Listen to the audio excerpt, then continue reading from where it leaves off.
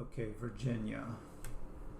Oh, rain at 7, paycheck at 11, keep smiling the boss away. Mary, what are you going to do? Gone 7, gone 11, and I'm still waiting you. Okay. So, keep smiling the boss away. Kramer interprets that as, in the wasteland, the secretary gives in to her boss, but in this poem, she doesn't. So smiling the boss away is just when the boss makes an advance, Virginia just smiles at him, but doesn't give in. Right. And gone 7, gone 11, she's working a half day from 7 to 11 on Saturday. Right. And the narrator is down below. She's high up in a building. Later on, we find out the exact building. Yes. But he's down below, making he's down below in the stereotypical scene from the movies where the guy is courting the woman, and she's high up above in a tower or a house. Oh, sure. The Romeo and Juliet, for instance, of course. Okay. Kramer also sees something in the word rain. I'm so sorry. Where's the? Oh, rain at 7. Rain at 7. Typical symbol of fertility. Well, this strikes me as for a long time they had basically working songs. Songs conveying the plight of day laborers under capitalist management. So the man, of course, would be. I'm sorry. It says, "Keep smiling the boss away, pretend you know." Yeah. So this reminds me of just one of those jaunty working man's tunes that you. Oh, that's right. Kramer thinks that he might even have gotten the tune from a popular song. Yeah. But it's very jaunty. Oh, rain at 7, paycheck at 11, keep smiling the boss away. Yeah, something like that. Yeah. So Kramer thinks he actually knows the song that he got it from. Okay. So let's go down. Next stanza. Oh, blue-eyed Mary with the claret scarf, Saturday Mary mine. It's high Korean from the popcorn bells, pigeons by the million. Okay, so we know that Carillon probably rhymes with million. Of course. Pigeons by the million, and spring in Prince Street, where green figs gleam by oyster shells. And that's just a basic description of this particular area, this particular merchant area of the city. Okay. And apparently the Virgin Mary has a color associated with her. Yes, that's correct. Which is blue. Correct. The claret scarf is apparently a modest garment. The popcorn bells refers to the street vendors. Yes. Green figs, Kramer thinks this is an allusion to the Song of Solomon. So green figs represent the awakening of love. The fig tree putteth forth her green figs, and the vines with the tender grape give a good smell. Arise, my love, my fair one, and come away. Well, I have to I don't want to venture that far into symbolism. Green figs gleam by oyster shells. These are stalls in the marketplace. That's all. One is selling figs, another sells perhaps shellfish, oysters, that kind of thing. But I kind of think that this is an allusion to the Song of Solomon. Because the Song of Solomon is, of course, a very erotic song, which I agree with. But I don't think we need necessarily at this point say green figs and oyster shells are symbolic of anything, rather than they're just disparate products being sold in adjacent stalls. No, I think Crane. Remember, he chose his words very carefully. He spent ages on these poems, so I think green figs does refer to the Song of Solomon. Well, what did Kramer think that oyster shells stand for? Because if there's going to be symbolism to the green figs, I would say there had to be a symbolism to the oyster shells as well. But I can't figure that out. Okay. So let's see here. And it seems like we're in the springtime. Yeah, and spring in Prince Street. Yes. So another symbol of fertility. Okay.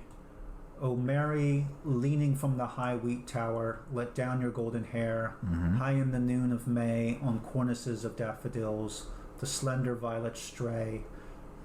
Crap shooting gangs in bleaker rain, peonies with pony manes, forget-me-nots at window panes.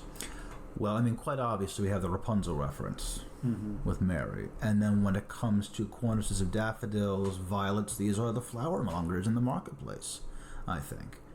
Peonies with pony manes, forget-me-nots at window panes. I think these are just the products put forth by flower mongers in the markets. Kramer thinks forget-me-nots are traditionally symbolized with fidelity and true love.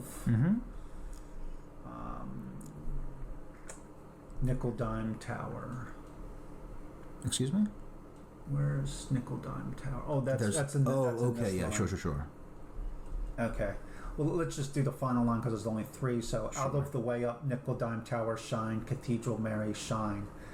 So, Nickel Dime Tower, apparently that refers to the Cathedral of Commerce, which is the Chrysler Building, which was the highest building at the time of the writing of the poem. Sure. And it was nicknamed the Cathedral of Commerce. Oh, really? Yeah. Oh, it's not well. I had not heard of that. Yeah. So there's got to be something there. There's got to be some interpretation there. How did I interpret it? Okay. I guess my thing is, if we're going to lend interpretation to the cornices of daffodils, the slender vines, I feel like I'm almost compelled to say, well, why do we have to have crap shooting gangs in bleaker rain? I think that there symbolism could very well be present. I'm not disputing that, but I don't think symbolism is necessary in looking and appreciate this poem. Well, we want to understand every idea that was in his mind. Right, but we need not necessarily imply a symbolic meaning that he had in mind. I mean, he very well could have been saying these. I mean, so the cathedral is. I'm sorry. What's the building called? The Chrysler Cathedral of Commerce. So the Cathedral of Commerce is just that.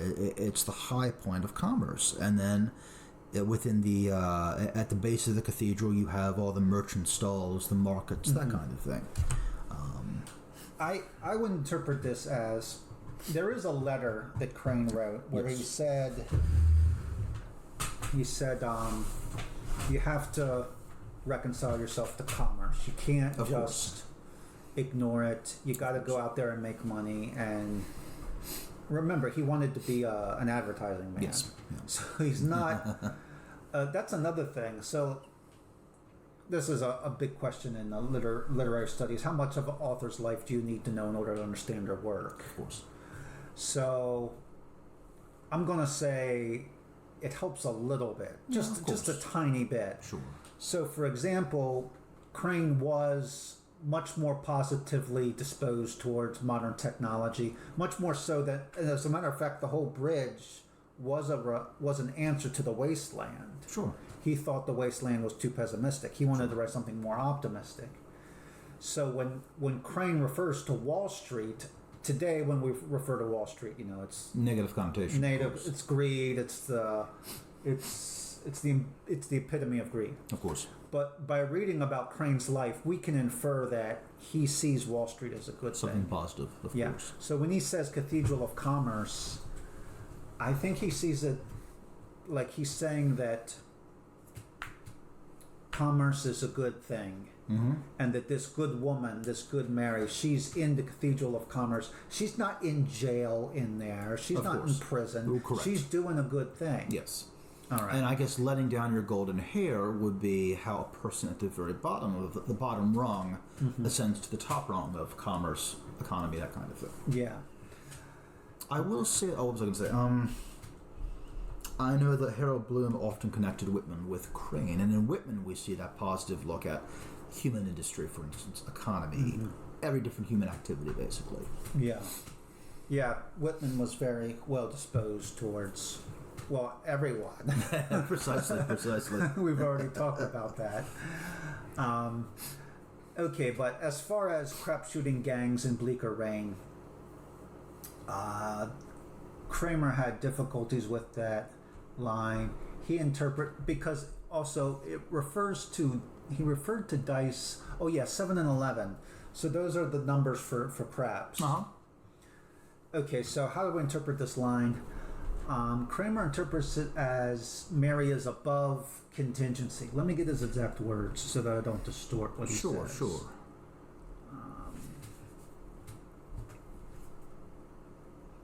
Okay, the repeated reference to craps in the poem is somewhat puzzling.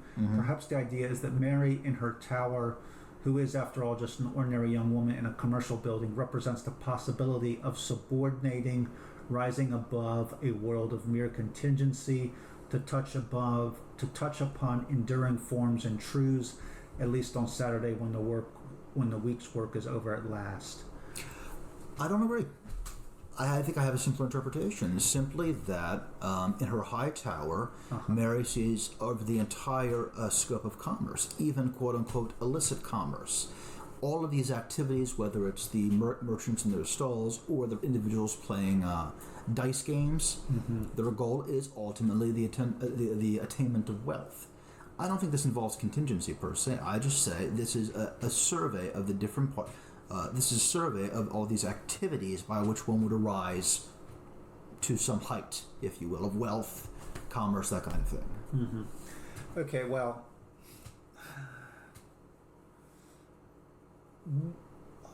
one simple interpretation is she's above the bad people. Right. If you interpret crap shooting gangs as bad people, and I think you can, so she's above the bad people. That's probably the simplest and the most general interpretation. If you want to be more specific, by the way, hold on. All right. So that's the most general thing you can say. She's above the bad people. If you want to be more specific, you could say she's above chance. Well, here's the thing. Being above the bad people, the crap shooting is adjacent. The crap shooting games are adjacent to flower mongers, so we'd be saying that she's above the flower mongers as well, and everyone else in the market, good or bad, which I'm not sure I concur with. I just think it means we have different parties struggling with the various means to ascend this tower, really. That's it. I don't think she's necessary. I don't read crap shooting gangs as negative per se. It's just one more variety of the effort at gaining wealth, if that makes sense. So how would you put that into one sentence? Let's see. So the poet is describing a range of activities according to which different people... No. Like, how would you fit it into the paraphrase? So you... How would you rephrase what the narrator's saying in one sentence? The crap shooters... I'm sorry, the gangs and the flower mongers are all trying to gain wealth via their own methods. Okay, but you don't see any significance in the fact that she's above them. She's above. I don't see above as like she is. I think she is the one who would. She represents the goal of all of these parties. Well, then you got to put that in your paraphrase. So she's already in the high. So how would I paraphrase this? Let's think. And paraphrase it as a narrator. Right. Mary, you oversee and condone this broad range of activities meant to gain wealth and privilege, I guess. So you are the supervisor of commerce? Or, no, let's try this one. Mary, you reign over all aspects of the marketplace. All right. Okay, so you have, Mary, you reign over all aspects of the marketplace. But I think that might be going a little bit too far because she's just above. I mean, it just says, it doesn't necessarily follow that if you're above them, even symbolically, right, that you're reigning over them. Well, maybe perhaps not reign, but she's. Look at the Rapunzel aspect. Let down your golden hair. This is an appeal on behalf of all parties in the marketplace, I think, because they're aiming for that same goal to top No, I don't think you can say that because these gangs, these crap shooting gangs, they could be utterly oblivious to her. But we have to keep in mind at this stage she's a symbol. Yeah, but this particular stanza. So yeah, we agree on that. We yes. agree on that. But what I disagree is that that the gangs are aware of her. Even it doesn't necessarily follow that they're even aware of her. They need to be aware of her. She's just symbol. So the golden hair just represents the means by which someone ascends from the base marketplace to whatever height they're trying to reach. It doesn't need to say like, well, we're going to appeal to Mary per se. The golden hair is just that conduit, that connection between basic market activity at the bottom level and the capitalist apex, if you will. Does that make sense? It's a little bit... you seem to be saying she's a conduit from the bad to the good. No. Just from the bottom to the top, so to speak. Okay, from the bottom usually associated with bad. Right, but keep in mind, at the bottom we're having all these lovely flowers, that kind of thing, if you will, and also the green figs, which in the Song of Solomon interpretation. So again, Mary isn't a literal figure person, so to speak. No, in this poem she's literal. Well, right, but he's petitioning her, but she represents something. Yeah, she represents. So it's not like the people in the marketplace, all the salesmen are saying, well, we're going to petition Mary to do X, Y, and Z. Yeah. This is just the general upward mobility. Upward mobility, really. Everyone trying to just, But to say that she's a conduit from the bottom to the top, I think the only evidence for that is that Rapunzel reference, and that's just one little line in the whole poem. What also says, I think it's substantial though. I do, because we have with the marketplace, that's just the economic activity at its most base. Everyone is trying to ascend to the top, and so he appeals to. Doesn't really say that. It doesn't say that everyone's trying to ascend to the top. It's just this one guy singing this song. But that's the purpose of economic activity. That's the purpose of business. No, you can't. Profit. Yeah, but you can't say that they're trying to ascend to Mary. No. All they're doing is seeking profit. The poet identifies Mary as his party at the top. It's going to help him get. But everyone is trying in this marketplace to gain profit and ascend in their own ways. That's all I'm saying. Yeah, well, that's true, but still. So his appeal to Mary, that's his own interpretation, so to speak. That's how he vocalizes the possibility of upward mobility, getting profit, that kind of thing. This is just his symbolic symbolic take on the whole system, really. Well, I think I'm still going to go with the interpretation of that, but I admit that this is a very obscure passage. Sure, very little evidence here. You are superior to the bad gangs. Well, my only issue with that is we see no clear delineation between the gangs and the flowers. So we have in one line one line it's the daffodils, then the violets, then the gangs, then the peonies, then the forget-me-nots. There's not that clear separation or delineation, which makes me think that he's ethically equating them kind of at the same level, if you will. It's all about gaining profit. Yeah, I see what you're saying, but I see that, like, when you make a list, you sort of imply that there's some similarities to the members on the list. But I think it's more just these are just people located in the same place. And it's possible that some people in this place are good, others are bad. So I don't think you can say that. I think the reason why he lists them is because they're in the same place. In the same place, right. Well, that's what I like about Hart Crane. We can really get into the meat of this in debate. We haven't reached resolution, but I think we've developed some really good ideas and back and forth. So, as with many of the other points of debate, we'll shelve it and we'll just leave it to the listener. All right. Well, now that we've read all three songs, we have to decide whether or not there's a progression or whether or not they're related. Well, as I recall, he references Eve, Mary Magdalene, and Mother Mary. Yeah, so he does. Those are the recurring personages. Sure. But why these three women? He could have referred to any women. Well, obviously he wanted to draw from Christianity, and he wanted, it's almost like his feminine trinity, if you will. The mother, the repentant whore, the mother, the repentant lover, and the seductress, I guess we could say.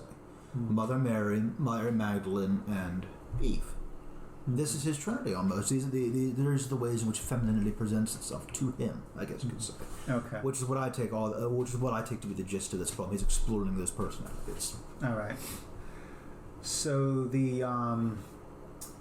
I did have an idea. I don't know if it works. I'll try it. Let's see what that. Like Inferno, Purgatory, Heaven. So is it possible that the Southern Cross, the Eve is Inferno, that Mary Magdalene would be Purgatory. Yeah. And well, let's think about it. I think that's a good idea, actually. I mean, Eve is obviously temptation. Traditionally, this is where sin enters in, hence hell. So because of her, the events in Adam and Eve, everyone's in hell, of course.